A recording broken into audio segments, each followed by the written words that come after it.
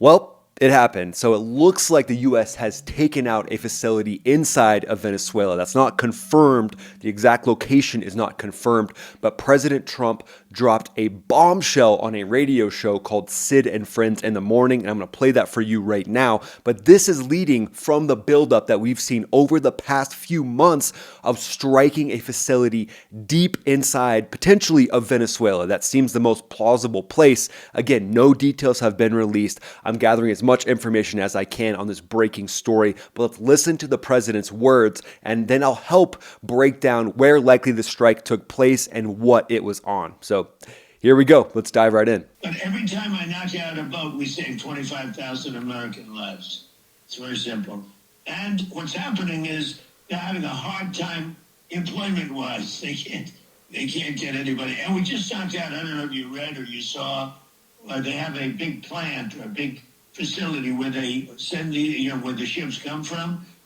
2 nights ago, we knocked that out. So we hit them very hard. Okay, so 2 nights ago, we knocked that out. That show premiered on December 26th. So 2 nights ago, that would have been on Christmas Eve, taking out the place where they actually manufacture those narco boats that are being struck. So no heads up, no fanfare, no breaking news in the media upon that happening. And again, this ties into the very specific irregular warfare that the U.S. is enacting with surgical precision, with a scalpel against the Maduro regime and against the narco empire. And it's being kept very quiet, which is very interesting to me. So just reiterating, Trump says we knocked out, I don't know if you saw or read, a big plant or a facility, that's the direct quote, where the ships come from. 2 nights ago, we knocked that out, so we hit them very hard. So again, land strikes have started, and it's been leading up to this for the last few months, those of you that have followed my channel. And today we're going to break down how this potential naval skirmish has now taken the gloves off. And now it is going to be a full-blown strike against the drug war. And so focusing on the drug locations, the drug plants, taking them all out seems to be the number one priority. But could that lead into the full regime change? Could this be the first step taking down the narco empire of Maduro in Venezuela? We're going to unpack all of that, and this flashpoint in Latin America is becoming bigger and bigger by the day. So this isn't just another flex. This is showing that now there are drones, there are fighter jets, there's a full naval blockade that is taking down land targets inside of Venezuela. Who knows, potentially even expanding to Colombia, since a lot of comments have been made about these factories that actually make the fentanyl precursors and the drugs themselves inside of Colombia, with what it looks like being Venezuela being the ones that are actually building the ships. So the beans weren't spilled on exactly what was used to pull this off, but based on how these operations go down, and based on what we've seen so far, all the intelligence that has been gathered by the RC-135s, by the different MQ-9 Reaper drones that are going in, the RQ-4C Triton drones, those massive global hawks, those workhorses of ISR, intelligence, surveillance, and reconnaissance. Likely this was a massive drone operation. You just take it from the boats. You take the intelligence that you're gathering from the boats, and then you just string that out. You see where they're coming from. You see who's building them, and then you see who's actually getting on these boats and where they're living, where they're coming from, where they're going to build the boats and get on the boats. And then there you go. You've got multiple land targets, probably hundreds of land targets, and this is just the first one. So likely this news will continue to come out, and there will probably be a full release eventually. But this is very sensitive information, because you don't want these narco terrorists to know when and where they're going to be hit. So I think that's why it's being kept so quiet, and that's why on the channel I've done my best to give you guys everything I can information-wise. And so a lot of this information now is probably going to be in back rooms, and it's not going to be full-fledged news until something extremely big happens. But to me, land strikes, extremely big. MQ-9 Reapers, likely the ones behind this. They're powered by a Honeywell turboprop engine that pushes out about 900 horsepower. So it's not necessarily a flashy drone, but it is a massive operator. And you team up a few of these, multiple of these, and really the big picture to me is F-35. So you use the MQ-9s to get the intelligence, surveillance, and reconnaissance, and then you pass it to the F-35s, who roll in without anyone ever knowing. Everyone's been tracking Flight Radar 24. Everyone's been saying, this is all talk, but this is all leading up to this surgical precision strike. So you roll in an F-35 F-35 using the intelligence that has been gained from these different drones. And you really have a task force that can roll in underneath the cover of darkness on Christmas Eve. You just sneak in, you don't tip their air defenses off at all, and then boom, you strike down these land targets for these boats. And again, you go to the source, and that's exactly what's happening. So this is all about staying invisible until you're not. And you guys have heard me talk about before, a lot of the rhetoric that we see is talking about the US boots on the ground. But again, it's invisible. It's in the black ops operating sector where it's the dark of night. You go in, you hunt the sky predators like the Reaper and like the F-35. They go in and they deliver, and they don't have the big fanfare that what we've seen before, on larger operations. So I would expect to see this continue, but let's do a little more of a deep dive on how this real magic works, the nasty part for the cartel members, and how it all kicks in and comes together for the weapons that are actually taking these down. So we'll first start with the AGM-114 Hellfire missile. That is a laser-guided bad boy, that's a technical term, that weighs in at about 100 pounds each, has a range of about 5 to 10 nautical miles, and it has a shaped charged warhead that punches through reinforced concrete like it's paper. Just goes right through it. Its guidance is all infrared. It uses an infrared seeker that can lock onto heat signatures. And when it comes to any type of manufacturing plants, drug processing plants, there's going to be a lot of heat. Think about a meth lab. The meth lab's going to be that one house in the neighborhood that looks like it's a glowing orb because there's so much heat coming from it. And then you can have ground teams. Again, we've seen special operators. We've seen SEAL Team 6, Marine Recon, ground teams with CV-22s that could be using ground-based lasers to guide in the different weapons coming off of the F-35 or coming off of the MQ-9 Reaper. MQ-9 Reaper is likely going to be the one with the Hellfire. F-35s, GBU-38s, GBU-12s, GBU-54s, those are more advanced weapons that use a laser seeker, the 54 and the GBU-12, that can then look at what's being painted by the ground team. So you have a special operations team, they have a combat controller and a JTAC. I know you're hungry for an acronym, you're just waiting on the edge of your seat. Joint Terminal Air Controller can be the one painting the target. And these things are highly advanced weapons. They can work in even crappy weather. So they can look through a little bit of clouds, a little bit of haze, jungle cover. It's not a big deal, especially if you have that ground team out there that can really paint exactly what's going on. But it sounds to me, just from what we've heard, that this was a bigger facility. This doesn't sound like it was a couple sheds in the jungle. This sounds like it was the big manufacturing plant. I mean, if you think about these boats, they're not going to be made in a small plant. Now, maybe it's not an Amazon warehouse that they're being built in, but a couple Paveway GBU-12s, those are Paveway 2 bombs. They're laser-guided bombs. They're 500 pounds each. They've got tritonol inside them. So when you drop these off a fighter jet, they go boom. It's not just a little poof. It is definitely the technical boom is what's written in the tech orders of this thing. They make things go away. And I've seen these things I've used them in combat before, and they are really capable at taking down buildings, punching through roofs, even punching through a little bit of concrete. Not a lot, not bunker style, but when it comes to these plants that are manufacturing these boats and that are packed with these drugs, the GBU-12 is kind of the perfect bomb to go in and make that thing happen. And they get extremely fast. They go in at about Mach 1.5. That's about 1,100 miles per hour. That's their terminal speed. And then the autonomy gets smart in certain situations, like with the GBU-54.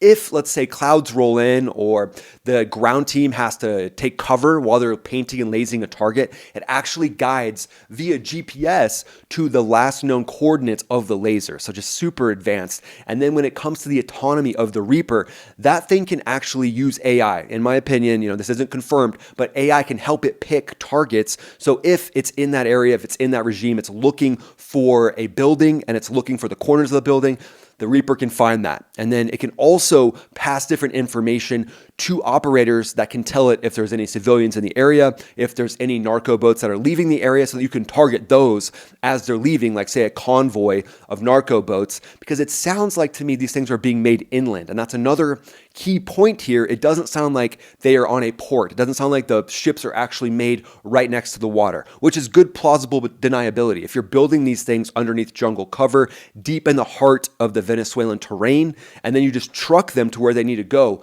now you've got the ability to try to deny where they're being made. You've got the ability to use different routes to get them to the ocean. I mean, being tucked inside of mangroves where it's completely covered by jungle cover allows you to not let your pattern of life be established. And that's what That's what a lot of narco-terrorists are thinking about. Even Osama bin Laden, they wanted to disguise his pattern of life so you couldn't track him and target him. So that is a tactic. There's probably a manual, like a little PDF manual, with a really like flashy cover that shows these narco-terrorists how to avoid being targeted until now. So you have to thread the needle in this situation to really understand and target where these narco boats are being made. And it looks like all that intelligence, surveillance, and reconnaissance over the past few weeks where everybody thought nothing would happen, all of that was leading up to this moment. So we've now flipped the script to actually striking targets on land, and it could continue to develop from here. But let's talk about what Maduro is going to do, because again, he's not just some pushover. If he was, he would have left already, right?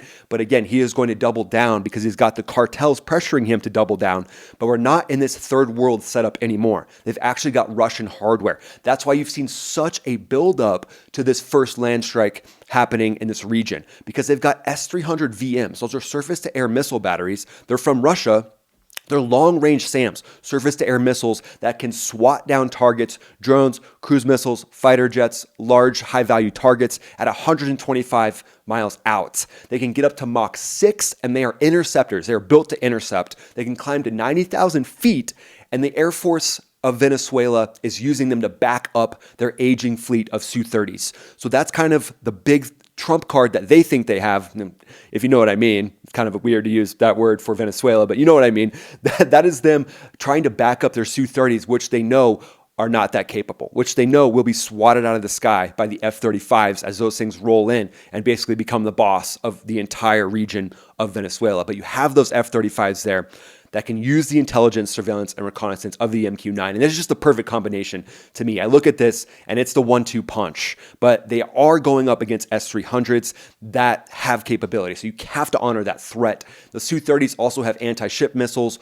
which are a threat to naval assets. So those have to be taken down extremely fast if this escalates over the next few weeks, with Maduro actually launching some of those. But at this point, it looks like there's been no response, right? No response to this lab being taken down. And again, if Maduro wants to pretend that he is a legitimate actor, he's probably not going to acknowledge being connected to these narco labs. So he's going to not mention it. It won't be mentioned in the news. He doesn't want the mainstream media to cover it. So now maybe Maduro is realizing if he turns on the cartels, if he turns against the drug labs, or he just turns a blind eye to drug lab targets being targeted, that now he can remain and kind of become more of seen as a legitimate president of Venezuela. But if Maduro goes out and says, I can't believe they struck this facility, and then the photos and the images come out, assuming they don't do fake photos and images, kind of like Iran did with their AI, if he comes out and says that these drug labs have been struck and he's mad about it, then he just paints to the entire world the truth that he is that narco leader president. And again, it's not even political at all. If you just look at the inner workings of that regime, it's tied to these different drug labs, and it's tied to a lot of things that we'll get to a little bit later. But also man-pads are a part of this, so you have to honor that threat as well. Not going to be a factor for the F-35 necessarily because they're going to be up so high. That's not really going to be a factor, but an MQ-9 Reaper down at 15,000 feet or something like that could be targeted by this Igla S, and that's something that you have to really be careful about. But likely a lot of this has taken place with clandestine operations, and if I had to target a specific location, I would say the Orenco Delta, because there's fortified bunkers there.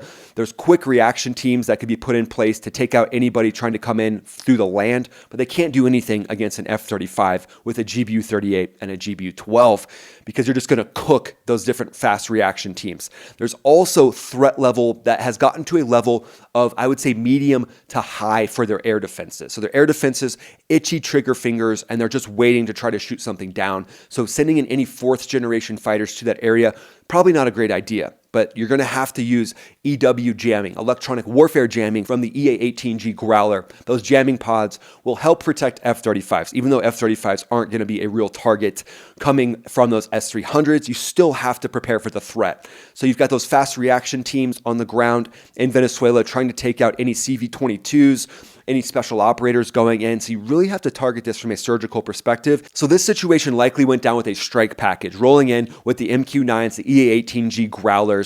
They went in and they had F-35s that were behind them. And then you basically do some spoofing, you do some deception. You could put some aircraft off the coast, have their transponders going, and have all of Venezuela's military looking at those. Because again, Flight Radar 24 is a lot of what their military chief is using to actually determine what air assets are out there. So potentially of these facilities had no idea what was coming. And again, you're watching where these drug boats are coming from. You know exactly where they're coming from. I mean, this is like the easiest thing to see when you see them being trucked through these jungle roads to the ports where they're being launched from. I mean, it's a system that they've had in place for years. So you track those with the ISR, the intelligence, surveillance, and reconnaissance of the MQ-9, of the RQ-4C. And then you've heard me say it before, but even advanced systems like the Anduril Fury being up there tracking these, I think if it hasn't happened yet, it will happen here in the next few months, or then maybe even the next year or so.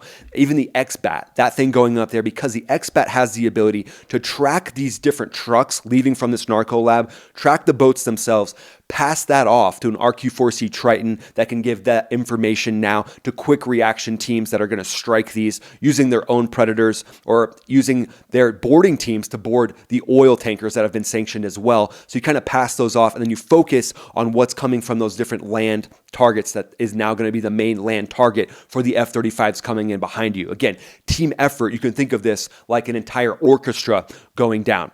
So then you see the massive swarm of drones go in, they get the ISR, the intelligence, surveillance, and reconnaissance, and then the F-35s come in behind them while you're pinching the coastline on both sides with EA-18G Growlers that can be blinding any of the enemy's radars just to make sure, and just in case Russia snuck in some of a more advanced threat that might get a quick blip on the radar of an F-35, even though highly unlikely, you want to be prepared for anything.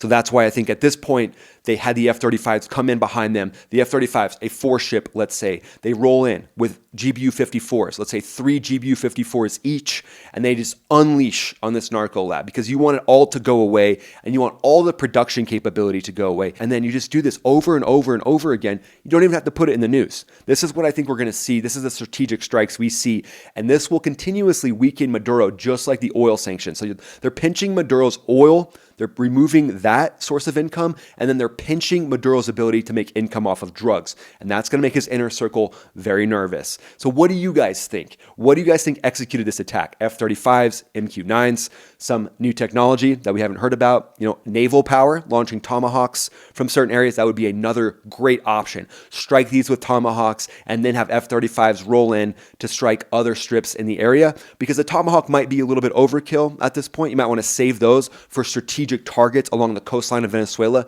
tied to the regime. But at this point, the gloves are off. Land targets are being struck, just like we've talked about for the past few days. Hope this helps. Hope this helps you guys understand how strategic this operation is. And from a military perspective, it looks like pure genius to me. Again, politics aside, when I look at it, it looks like a strategic win and a strategic victory to take down the ability for the Maduro regime to make money off of the cartel drug runners. Thanks for watching, guys. Appreciate you being here. Let me know what you think in the comments below about the situation and where you think we go from here in the next few days. We'd love to hear your thoughts. This is Ryan, also known as Max Afterburner, signing off.